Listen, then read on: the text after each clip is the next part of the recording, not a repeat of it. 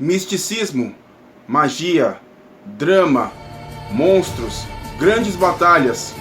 Isso e mais alguns elementos compõem a nova série da Netflix, The Witcher.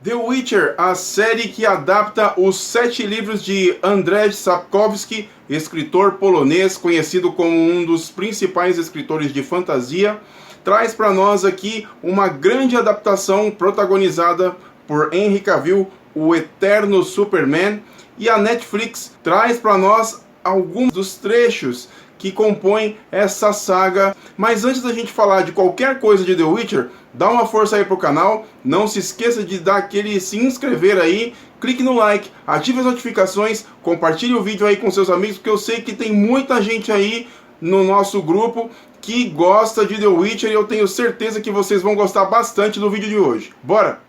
Geralt de Rivia é um bruxo sagaz que foi criado desde a infância para caçar monstros ao redor do mundo, destruindo todo tipo de ameaça dessa natureza, sem contar os poderes que ele tem ao longo do percurso e acompanhado de sua égua, né, Plotka, com a qual é praticamente a parceira número 1. Quando ele enfrenta monstros, ele tem alguns poderes, super força, e na verdade todos eles são adquiridos com elixires específicos que ele toma para poder enfrentar grandes ameaças como essas. O personagem traz uma personalidade assim um tanto quanto curiosa. Ele é muito sincero, suas falas são muito sábias e, claro, é um grande espadachim, um grande guerreiro e conquistador. As mulheres fazem parte da sua rotina e a série tem sim alguns momentos um tanto quanto tórridos, portanto assim, acredito que não seja uma série aberta para todas as idades. A série é contada com alguns saltos temporais que a gente só percebe ao longo do percurso. Eu mesmo, durante a série, durante o processo, eu fui assistindo os primeiros episódios, mas não fazia uma conexão de uma coisa com a outra, porque é muito claro, a gente percebe que parece que são histórias que estão ali se conversando, mas de repente você vê que aquela parte que você acha que está adiantada, na verdade ela é passado. E aí você começa a fazer ligações e os cenários começam a se conversar. Não é difícil de entender, acredito que para você, que assim como eu, que nunca leu nenhuma dos livros de The Witcher, tanto livros quanto os quadrinhos, ou sequer jogou o game alguma vez, vocês vão perceber que é fácil de entender. Eu vou começar com núcleos para que a gente possa se localizar melhor em termos de personagem e ambiente. Eu vou começar com o núcleo de Cintra. O reino de Cintra é composto pela Rainha Calante, que na verdade ela é mãe da princesa Pavetta, que futuramente gerará uma garota que vai ser praticamente a chave de toda a história, que é a princesa Cirila. O rei Ist, um grande conquistador e guerreiro, é o atual marido da Rainha Calante. Ele, inclusive, ele é muito engraçado o personagem, porque a todo tempo, logo no primeiro momento, assim, você vê o personagem e você acha que ele é um vassalo, alguém que trabalha a favor da rainha. Mas, na verdade, ele é um sub-rei, seria ele a rainha, por assim dizer, entre as castas, né? Se for olhar a questão machista no período, né?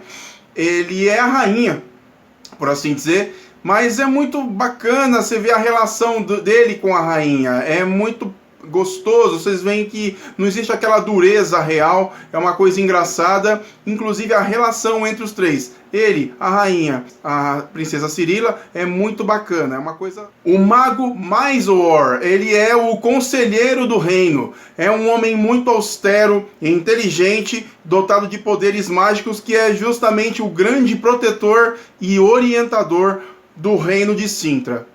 Os guardas principais que aparecem na série do reino de Cintra são Danek e Laszlo. Danek ele é o braço direito da rainha, e Laszlo, ele é responsável por fazer a segurança da princesa Cirila.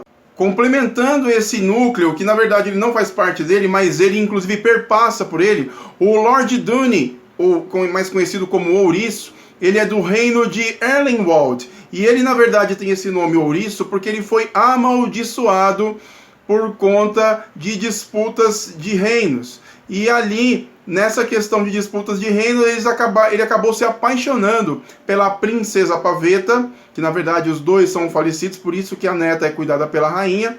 E o fato dos dois serem apaixonados, de alguma forma, quebrou-se o encanto, porque na verdade realmente ele tinha aparência de ouriço. É muito bacana o momento onde isso acontece, mas mais pra frente eu falo disso pra vocês.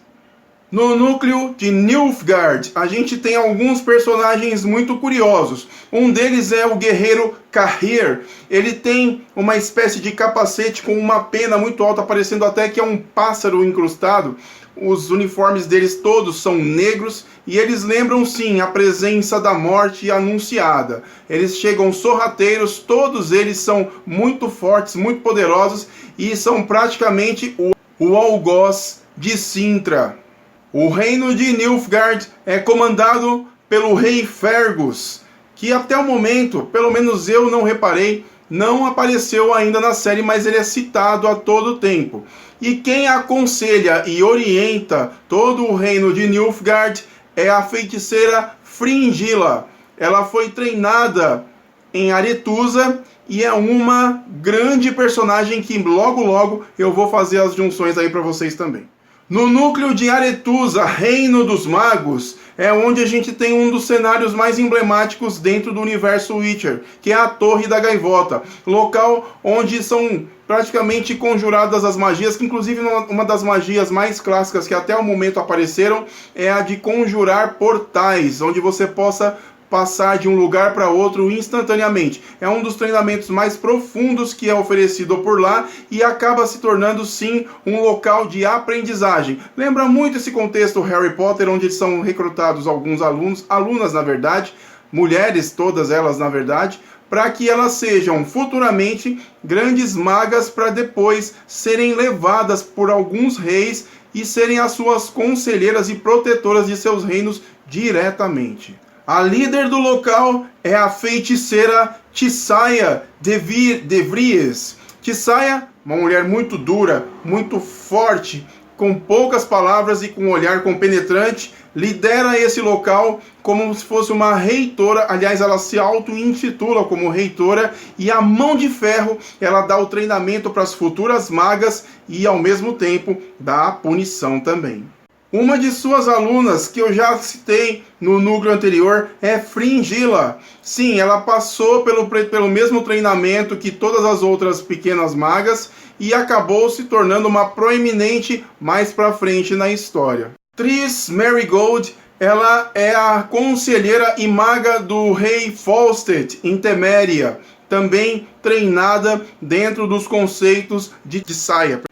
Vilgefortz também é um mago guerreiro que é tão protetor e ao mesmo tempo o conselheiro do local. Istred é o responsável por guardar a Torre da Gaivota e é também um pesquisador, um estudioso da magia e de arqueologia. É interessado em justamente encontrar os resquícios de todas as histórias dos reinos que ali circundam. E finalmente, Yennefer de Wengenberg.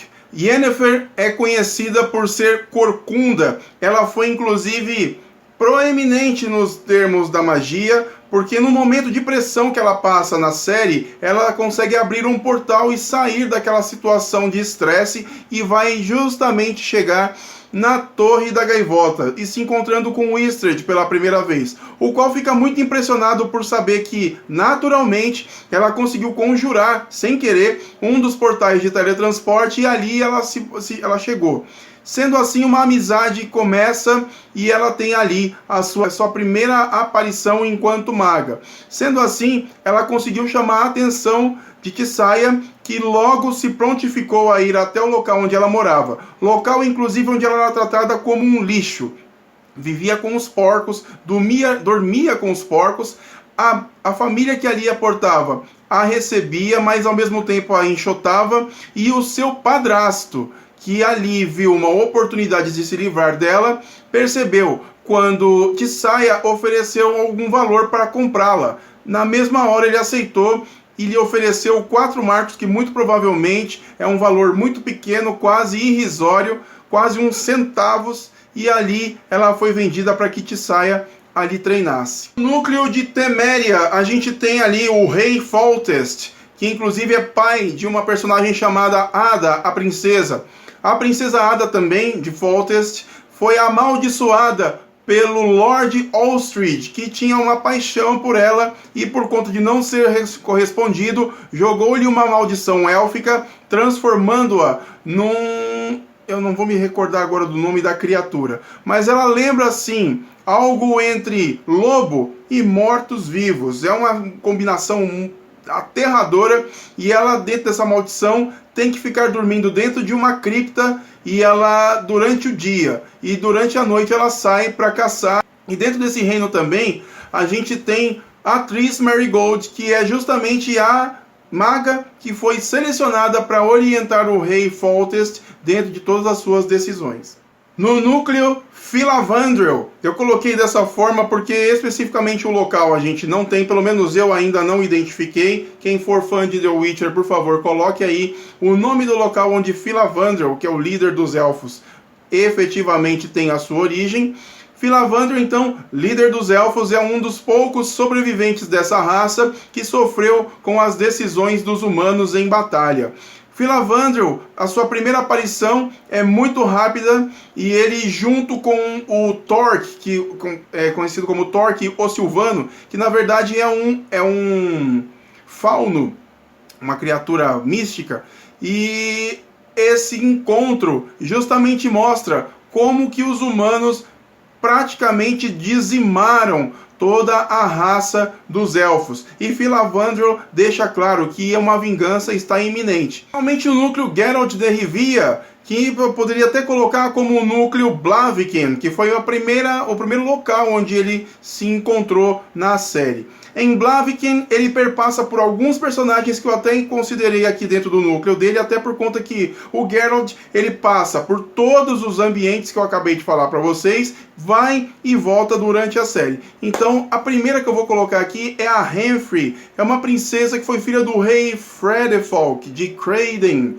A Henfrey, ela encontrou o Geralt na sua primeira aventura. Aliás, não foi durante a aventura, foi no final, quando eles se cruzam em um bar em Blaviken, e ela se apresenta e justamente tem interesse pelos feitos dele. Por quê? Porque é justamente ele que vai dar entrada para ela encontrar a pessoa pela qual ela tanto procura e quer matar, que é o mago Stregobor.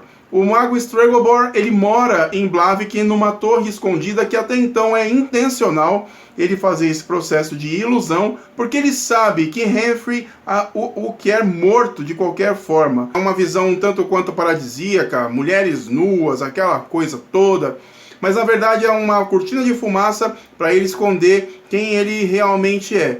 Stregobor, ele tem uma sobrinha, se eu não me engano, acho que é uma sobrinha, que é uma das aprendizes de Tissaia, lá em Aretusa. Ele tem lá planos justamente para utilizar essa sobrinha para infiltrar entre os reinos e tirar alguma vantagem disso aí. Ele consegue se aproximar de Geralt utilizando uma garota plebeia lá de Blaviken chamada Mariuka, inclusive conhecida por matar cachorros e ratos para levar para o Stregobor fazer experiências. Tem um outro personagem que eu achei muito bacana também, que é o Jaskier.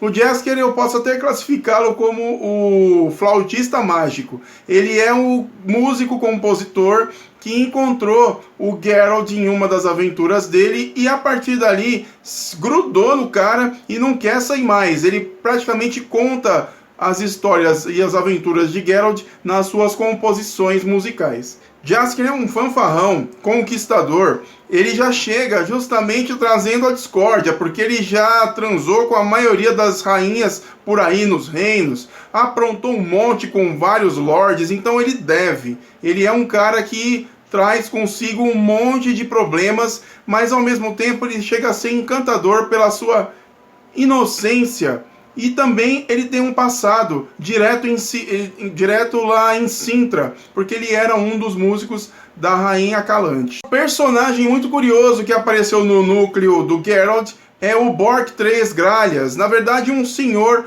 acompanhado de duas guerreiras que lembram muito as Dora Milaje, só que com cabelo. Eu não vou me recordar o nome das personagens, mas até então a fala dele era de que ele queria seguir junto com Geralt com as suas aventuras, justamente porque ele já tinha um tanto quanto de idade e ele não tinha vivido as aventuras que ele tanto gostaria de ter vivido ao longo da vida. E numa das travessias montanhosas em que estava ele junto com Geralt, ele cai precipício abaixo e as suas guerreiras caem junto com ele. E assim fica um grandioso mistério, até que nós percebemos que o personagem nada mais é do que uma personificação humana, que na verdade ele é um grande dragão, um dragão dourado que protege um reino obscuro não, um reino distante, escondido, que é um tanto quanto desejado por guerreiros pelas riquezas que possui. Um pouco da trama eu gostei bastante foi justamente essas idas e vindas na construção do processo da história. Realmente, quando você começa a assistir a série, você não saca muito bem em que época que está acontecendo aquilo. Mas ao longo do percurso você começa a juntar as peças. Por exemplo, quando você vê a história da Yennefer, você vê aquele começo todo e você acredita que aquele começo todo é enquanto está acontecendo todos esses eventos em Blaviken junto lá com o Geralt. Que na verdade, isso daí, com a Yennefer, é o primórdio da série. É o começo, mas é o começo de tudo mesmo. O Geralt está em outra, muito distante, muito provavelmente em treinamento ou coisa parecida. A Yennefer é uma das personagens mais antigas, pelo que eu percebi, dentro da história. E a Yennefer, ela tem uma coleção de inimigos. Já começa por ela ser corcunda, que é uma personagem assim muito emblemática, muito misteriosa, que eu gostei bastante da construção dessa personagem. Ela tem a magia por natureza, apesar de ainda não ter todo o controle sobre esse dom que ela tem por natureza.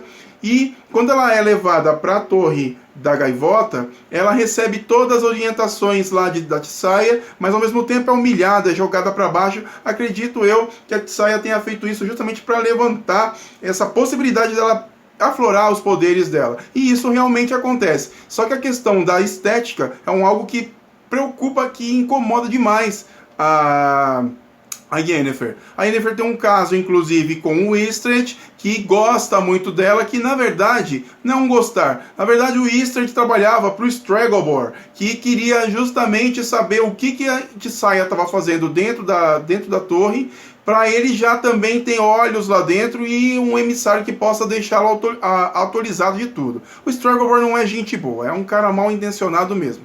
E aí, o bacana é que a Yennefer, depois de conseguir amadurecer os seus poderes, ela chega um momento da história que, como eu já disse, todos os magos que chegam, que atingem a sua ascendência, depois são oferecidos a grandes reis para se tornarem seus braços direitos e ao mesmo tempo serem seus conselheiros e protetores dos seus reinos. E ali é oferecido lá em Aretusa um grande baile onde os reis vão dançar com as futuras magas de seus reinos e ali se faz uma espécie de escolha. A escolha é feita através de uma dança.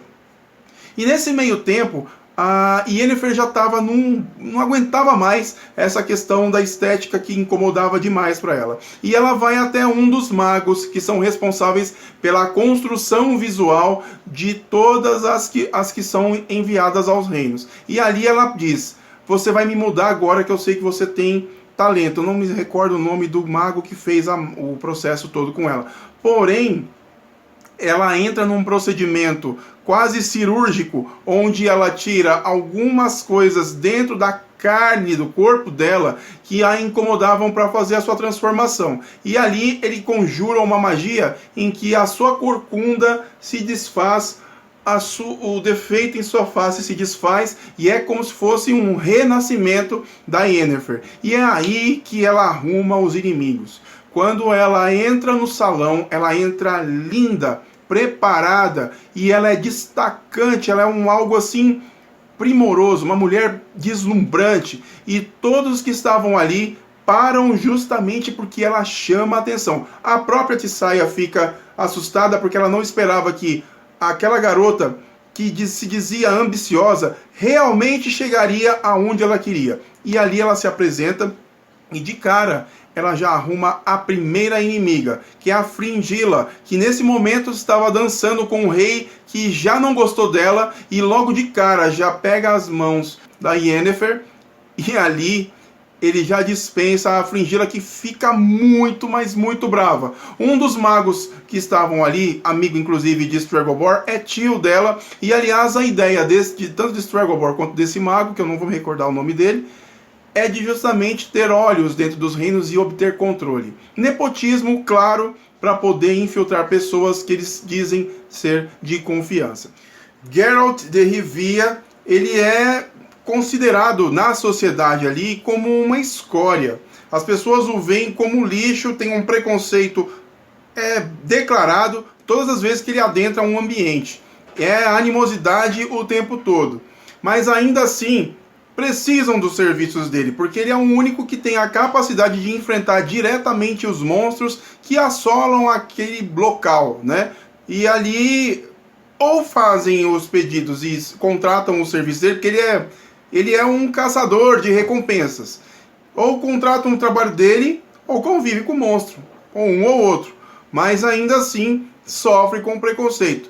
E ele é um cara muito sagaz, muito esperto, um grande amante, as mulheres o veneram, aquela coisa toda. E ele é muito desprendido dessa questão dos sentimentos, a gente percebe isso muito claramente.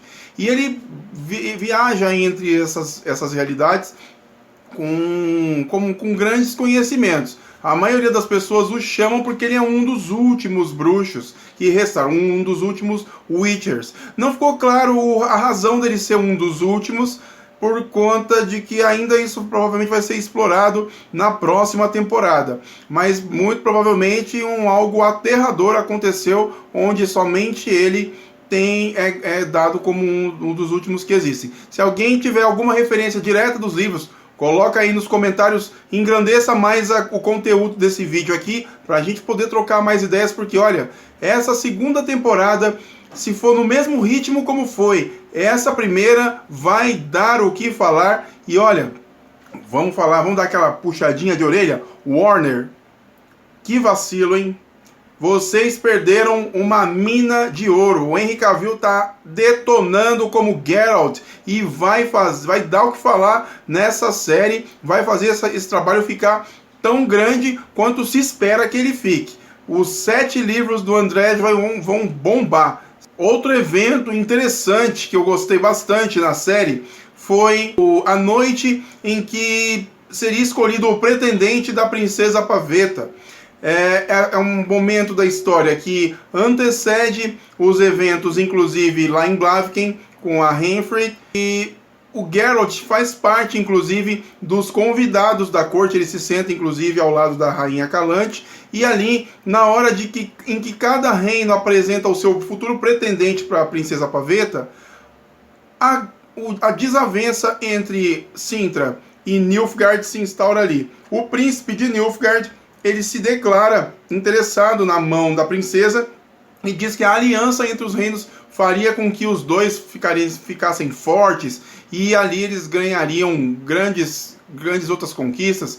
E a rainha Calante, orgulhosa como sempre, coloca toda a sua empáfia e joga na cara do príncipe que o reino deles é uma porcaria e que eles são ridículos, que eles bebem xixi dos animais, e colocou o nome dele lá no lixo. E isso cria um clima tenebroso. E eles vão embora sem ela achar que lá no futuro isso daria para ela um grande prejuízo. E logo depois que vários pretendentes se apresentaram, o último que se apresenta é o Dany eu não vou me lembrar, eu falei agora há pouco para vocês o reino, mas enfim, vamos para frente.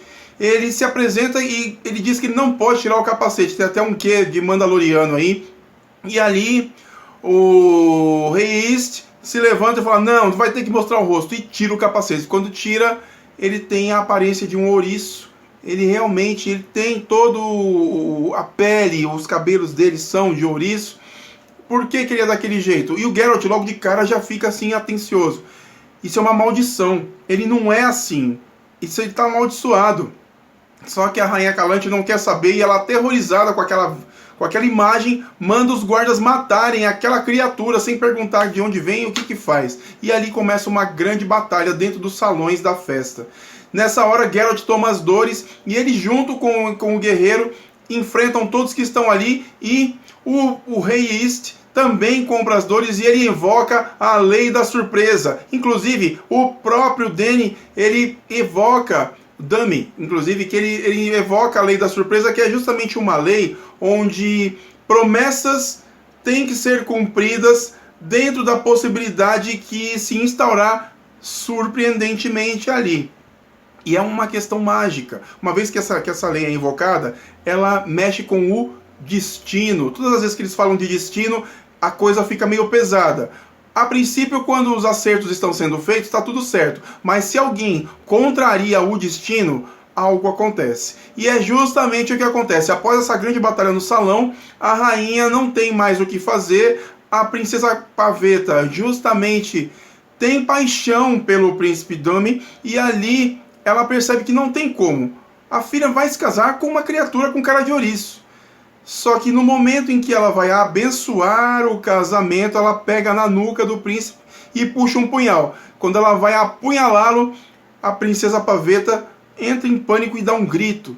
Um grito que ecoa no salão todo, e um efeito de explosão, de onda de choque, se instaura e todos são arremessados para fora. E ali dentro cria-se um vórtice de vento onde os dois começam a levitar, tanto ela quanto o príncipe Dummy, e o Witcher fica observando tudo aquilo, e ele tenta, por ser bruxo, parar com aquela situação e ver se resolve o problema.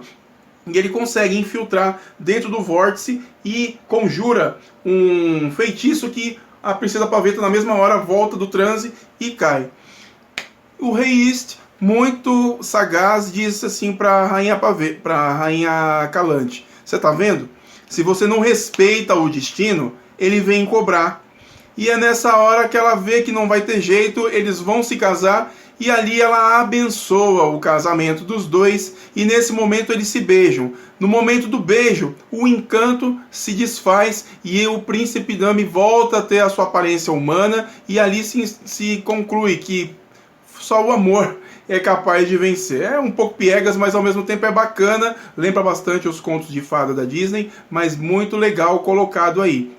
E o Witcher, que justamente foi a pessoa que cortou a magia da princesa, tá indo embora, e o príncipe fala assim: não, calma, não vai embora. Eu tô devendo pra você, você me ajudou, você foi o único que acreditou em mim aqui, você que me ajudou, eu preciso pagar você de alguma forma. Aí o Witcher fala: não quero nada. Não, mas eu vou pagar você, você me diz qual é o seu preço, me diz o que você quer, que a gente tá tudo certo aqui.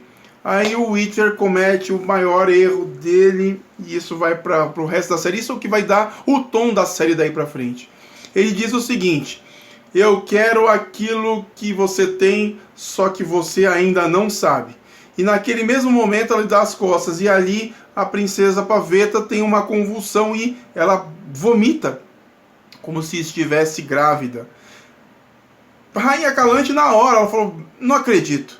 E o Witcher, muito sagaz, depois, sem perceber o que ele tinha dito, ele pensa: merda, eu fiz merda. Ele entendeu que ele falou demais, e a lei da surpresa não perdoa. Então ali se casa uma aliança entre o Witcher e a futura filha da princesa Pavetta, a princesa Cirilla.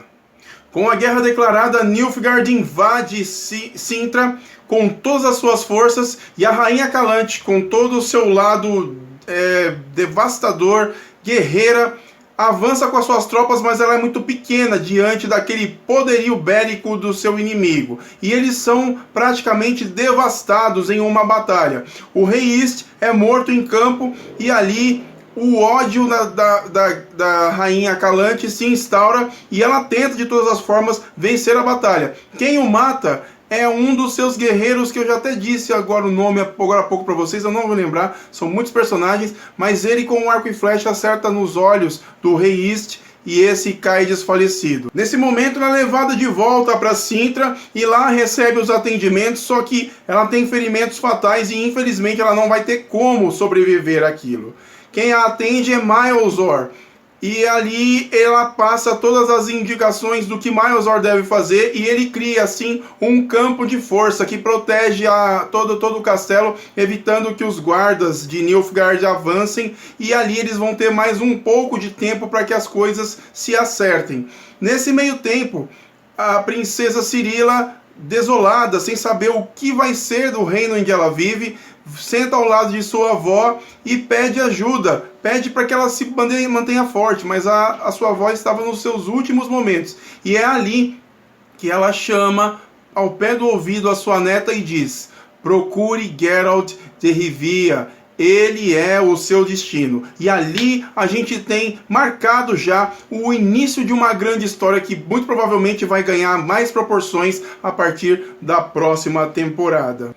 Assim como a sua mãe, a princesa Pavetta, a garota, a princesa Cirila, também tem alguns poderes escondidos. Quando ela se vê desolada depois dessa declaração de sua avó, ela entra em desespero e ali os guardas são comandados pela rainha Calante para que a levem o quanto antes dali, para ela não ser pega pelas tropas de Nilfgaard. E nesse exato momento em que ela se vê em desespero, a princesa Cirila dá um grito tão forte que a gente vê nos efeitos especiais os copos tremerem. E ali todos ficam atentos, se lembrando do dia do banquete onde a princesa Pavetta manifestou os seus poderes. E ali a gente vê que é uma questão de geração para geração.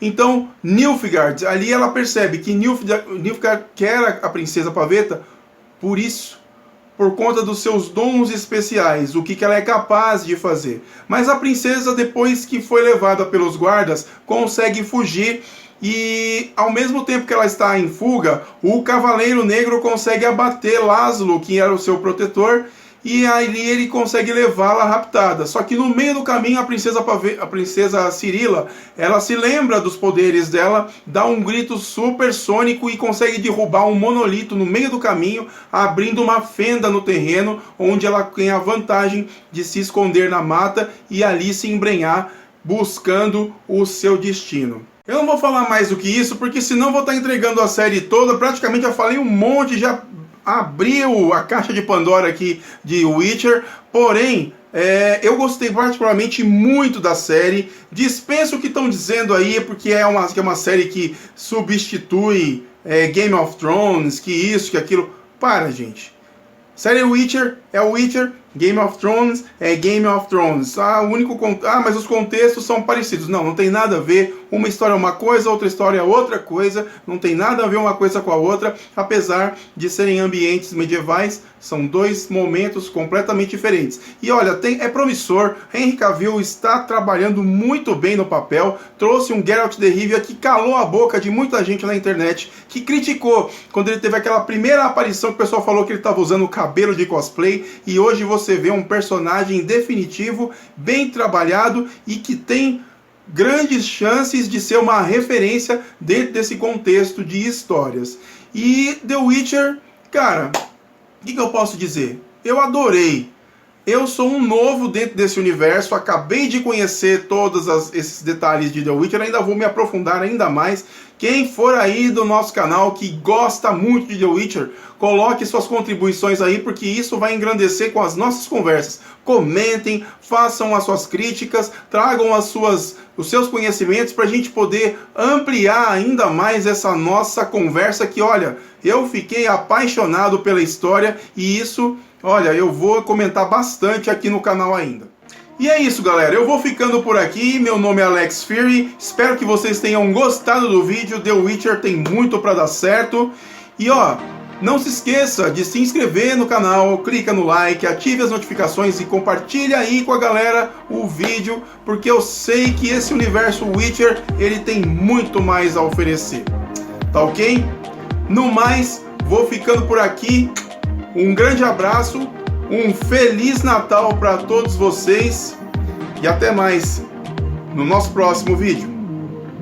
Tchau, galera!